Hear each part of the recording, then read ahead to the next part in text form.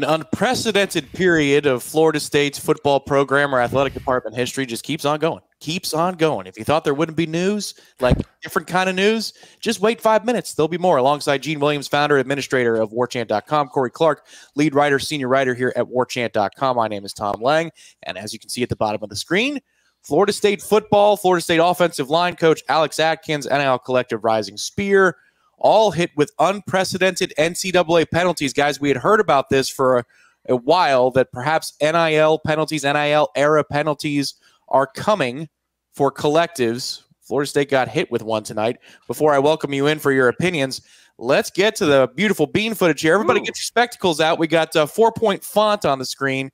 I'm going to summarize very quickly all of the penalties levied against Florida State, the collective Rising Spear, etc. Florida State hit with 2 years of probation. Alex Atkins, the offensive coordinator, offensive line coach, hit with a 2-year show cause.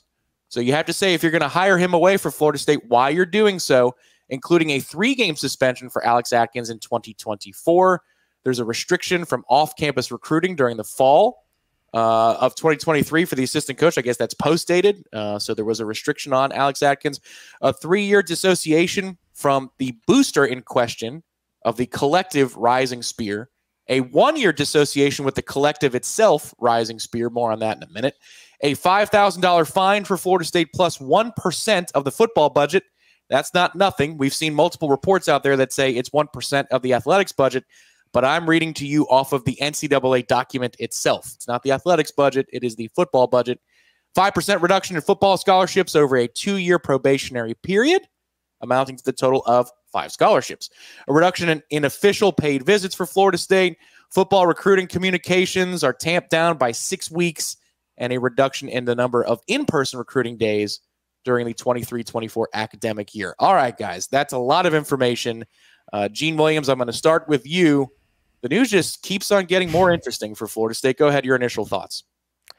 Just when is it going to end? I made the comment to you guys beforehand. I mean, it seems like since Alabama State, I've never seen a negative news cycle like this. As long as I've been around Florida State, I don't know if anybody at any school has gone through what Florida State's gone through the last couple months. It's insane. On this, look, it's not good. I mean, it's a probation. It could be worse. I guess this is a like categorize it as a type 2 or level 2, not a level 1. And I think FSU are going to get that in a minute, issued a statement. Yes. So not the big taboo, lack of institutional control, those kind of things are there. But hey, you lost scholarships. You're limited in what you can do recruiting wise. I mean, that's not good. You don't want to pay a fine. I mean, that fine, the 1% is significant. And this isn't a time when you're flush with money, so that's not a good thing. And it's just the perception too. I think the biggest thing to me is the perception. You've had so much going out nationally with Florida State getting the snub, being sued, a lot of negative press in the media, all the things with Mike Norvell in Alabama, all this stuff going on.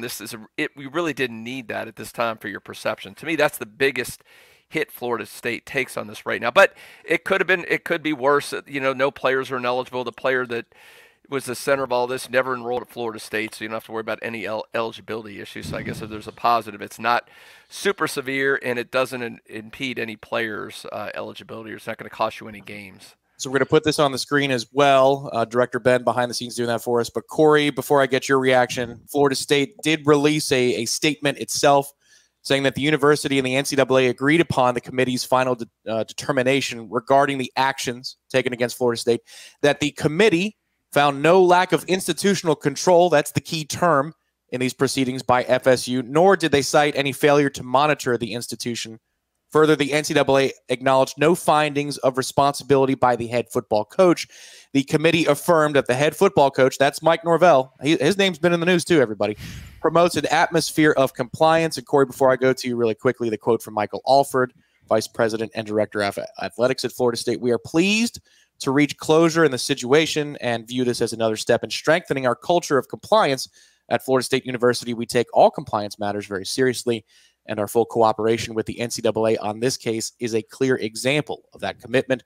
We remain committed to compliance with all NCAA rules, including dissociation of the booster and the collective." All right, Corey, it's so much to sort through at a time where Florida State already has so much to sort through. Choose it, transfer portal, head coach future, conference future, whatever. Your sense of where Florida State stands with this particular issue, and where's your head at, man? Well, look, I would just say this, and I told you guys before we started recording, if I'm looking at Mike Norvell as my next head coach, I mean, clearly I got to look somewhere else. This guy is a renegade. He runs a renegade program, just cheating all over the place, getting meetings aligned with kids you don't even sign that end up going somewhere else. So, no, look, I think it's, just the timing of it. I mean, it's just like Gene said, it just feels like another anvil falling on you. After all this, after the Orange Bowl, after the snub, your head coach is in the news for maybe going somewhere else, and then this on top of it. Like, I get that the NCAA needs to have an example, and I think in the long term, stuff like this will be important to try to curb violations and establish some sort of parameters as we move forward in this goofy sport. But, of course, it had to be Florida State that's the first one up, right? Like, they hadn't had a bad enough month. And their coach is still being considered for another spot. And you're like, okay, well, let's just throw this on top of to everybody's head. I look, if me being a pragmatist and a realist, it's so much better from from Florida State's perspective, and our perspective is what we do for a living. I'm not trying to be rude here or mean that says rising spear, not battle's end. Yeah. You know what I mean? Just for our perspective, the rising spear, if you don't know, that was the one that Florida State started with. And it kind of, Gene, if I'm not mistaken, Tom too, it kind of morphed more into the secondary sports, quote unquote, secondary sports, soccer, maybe women's basketball, baseball, softball, those sports, and coming up with NIL opportunities for those athletes. And not football. Football is all the Battle's End. The Battle's End is not mentioned once in that, because the Battle's End I don't even think was a thing back in 2022 when this happened. So if you're worried about that, the Battle's End is still operating. It's up and operating. But yeah, it's just so what we can talk through it. But my initial indication, honestly, was thank heavens it's Rising Spear, not the Battle's End. The Battle's End is much more important to what we do for a living and what these people watching this care about. Yeah, there's no doubt when it comes to football. And, Gene, I'll pivot to you in just a moment. Yeah. Also, men's golf is safe if you care about that. The battles that's involved in men's golf. Right. I wonder about the implications of, does this mean legally that Rising Spear has to allow their student athletes who are profiting off of name, image, and likeness, are they now all free agents in the Florida State community? There are a lot of implications here because this is a football issue that cost Rising Spear a seat at the table. And I would hate Gene Williams for that to cost Florida State student athletes in other sports the opportunities that have been, negotiated for them, because that would be ridiculous. It's like anything else, Gene, when you see a head coach that's long since passed and cheated at a program skate and go to the NFL or go to a different program, and then the kids that are currently on campus are suspended. Hopefully it doesn't end up like that. Right. Now, I don't, again, putting on my old lawyer hat, which has been in the dust closet for years, but my reading of the disassociation, this is a order to FSU, so FSU has to disassociate with Rising Spear. It doesn't put an end to Rising Spear. They have nothing to do with Rising Spear. For a year, right, Gene? For 1 year. Correct. Yeah. And then also, think of it this way. If you're reading it in the most draconian way and say they have to shut down, they can't give money, imagine this happening, the NCAA taking money out of women's sports, Olympic sports by this ruling. That's exactly what got them this mess in the first place. So I don't see their ruling like suddenly the softball team, they're not going to honor the contracts with the softball team. They're not going to get paid anymore. Now, this could result, I could see a year or so down the road, maybe transition, maybe some stuff happens, but I really can't see a scenario, and nor do I read the language that way, that it's going to immediately impact the sports, the NIL that is paid out to these other sports at Florida State. You know what kind of bothers me about this, though, gang, is that this was in the spring of 2022. The NIL was completely new to all of us, including coaches. And this seems so kind of innocuous. Like, hey, we have a kid that wants to transfer. What can we do for him to set him up? These are all kind of within the rules. I know they weren't, but they're certainly within the rules now. And it was so long ago that it was another collective that's not even involved in football anymore. And it's like, I know you're trying to make an example of Florida State, but now one of your young and bright and up-and-coming assistant coaches, Alex Atkins, who we'll get to in a second, he's got a show cause for 2 years for this. It might have been a genuine mistake because none of us knew how to handle any of it back then.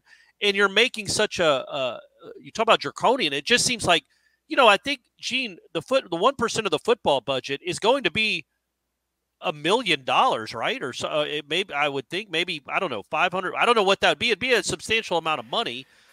These penalties, for what we all understand other people are doing, just seem a little bit excessive. But maybe that's just on first blush, and that's my first glance at it. It seems a little excessive considering where this sport is now and what nobody really knew back then. I didn't even know there were rules.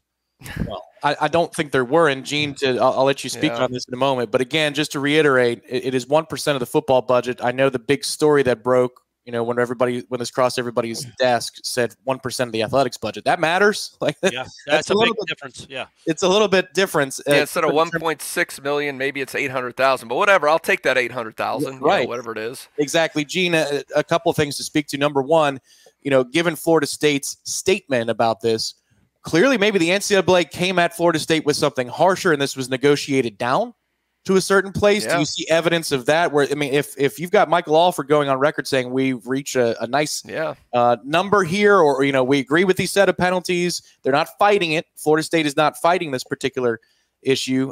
Your thoughts on that?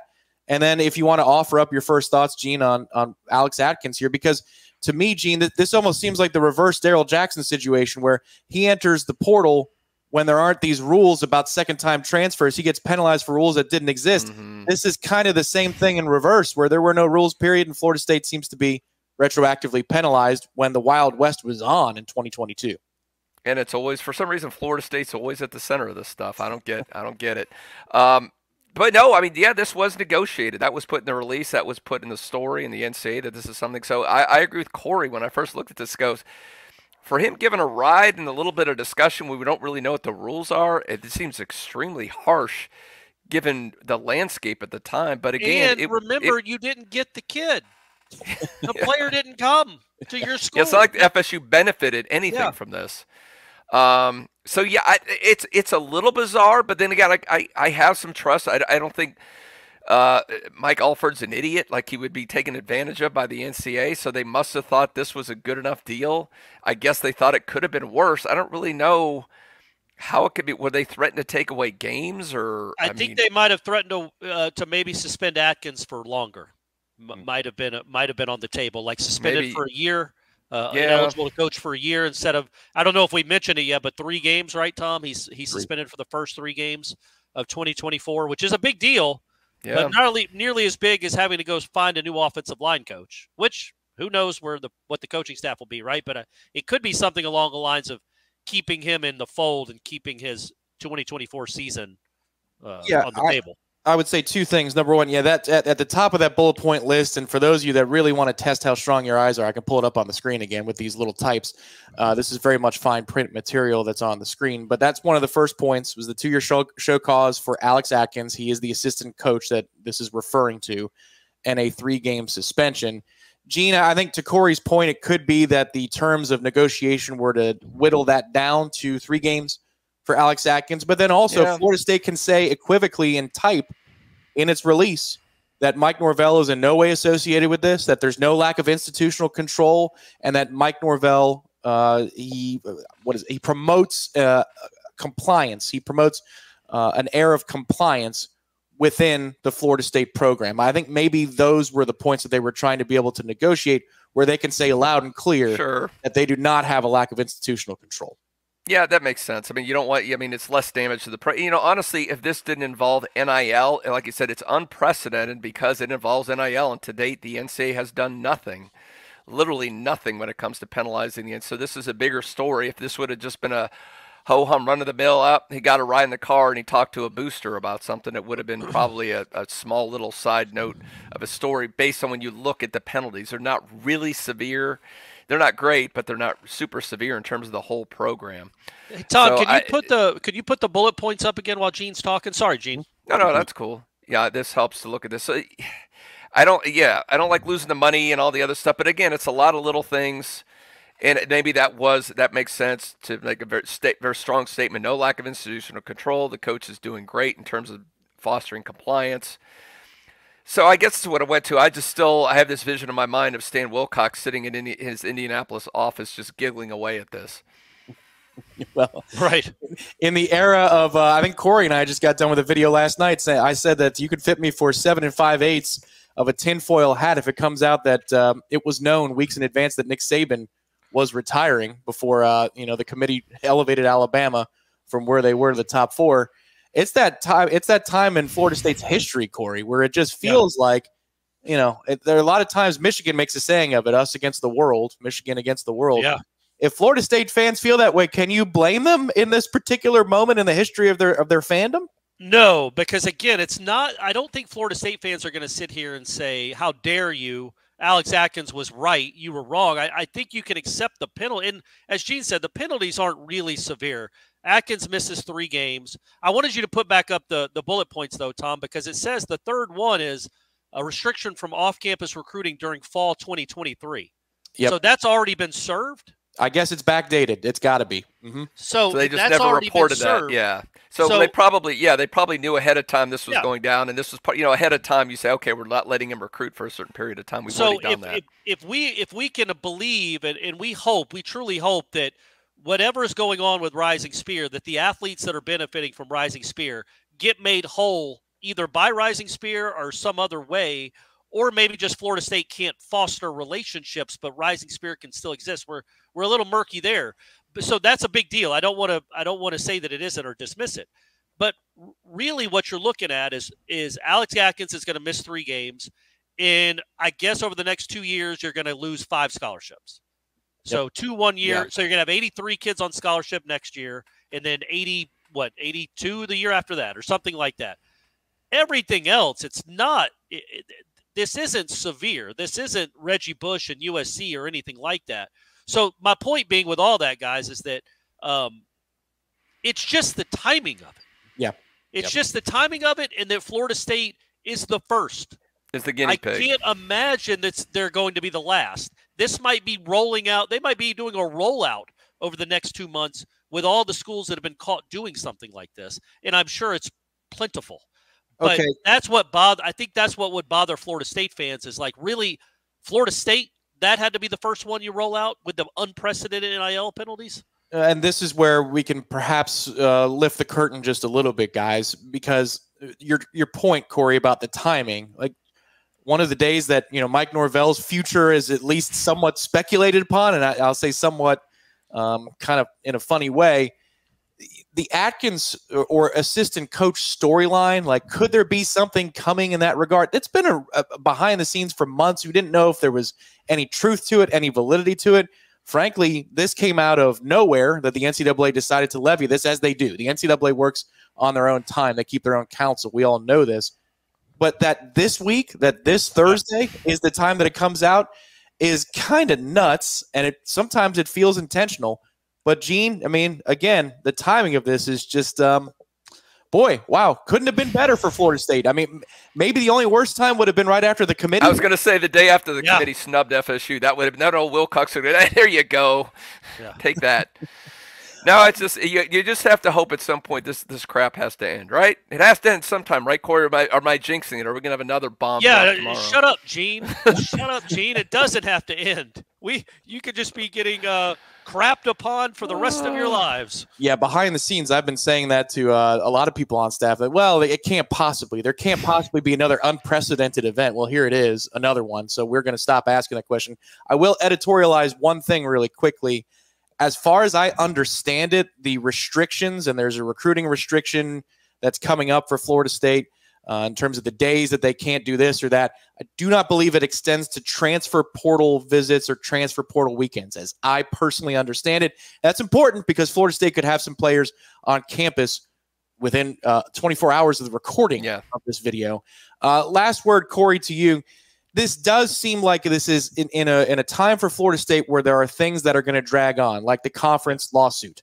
And like perhaps it feels interminable to wait for Mike Norvell and seeing what's going on there and the news from out of Alabama and Tuscaloosa. This seems like this is in a package. This is what it is. It's done. Time to move on. It seems that way from the way Florida State's messaging, at least. Yeah, honestly, like I'll go back to it's not a crippling blow by any sense of the word. I think the reason we're even doing a video about it is because of the timing of it and just the unprecedented nature of Florida State being the first one. to get hit with this. But otherwise, your offensive line coach is going to miss 3 games. That's the headline, right? Really, he's got a show cause, but he's going to miss 3 games. I think that's the headline. You're going to pay, I don't know, $750,000 fine, which seems like a lot, but whatever. And, you know, look, I can understand Florida State fans having the opinion of, man, I'm pretty sure earlier this week a national champion was crowned that was proven to have stolen signs and cheated. And they're not going to be put on probation, I'm sure, because of that. Maybe I'm wrong, but I'm going to go ahead and first guess that one and say they won't. Meanwhile, you're put on probation, quote unquote, for organizing a meetup with a collective for a kid you didn't even bring in. Yep. So I just want to keep coming back to that. Florida State, this is not where they got caught red-handed cheating. This is not SMU from the 80s or Connor Stallions. It's organizing an NIL collective meet with a prospective transfer portal kid, I believe, and it didn't work out. The kid didn't come. When you didn't even know what the rules were at the time. Right. So it's never ending. It's the ACC lawsuit. It's the snub. It's 63-3. It's all the kids opting out of the bowl game. And then it's your head coach being on a list to go to another school. And then on top of all that, hey, here you go. Here's some more news for you on a Thursday night. At least Florida State basketball is a 3-game ACC winning streak for the first time in 2 years. Let's talk about that for 10 minutes, Gene. What do you think? Yeah, there we go. For actually make it 15, because, guys, if you were worried about Alex Atkins going anywhere but taking another job, well, somebody would have to show cause for the next 2 years. So yeah, that's right. There is that. You go. Hey, look at Tom looking at the there you go.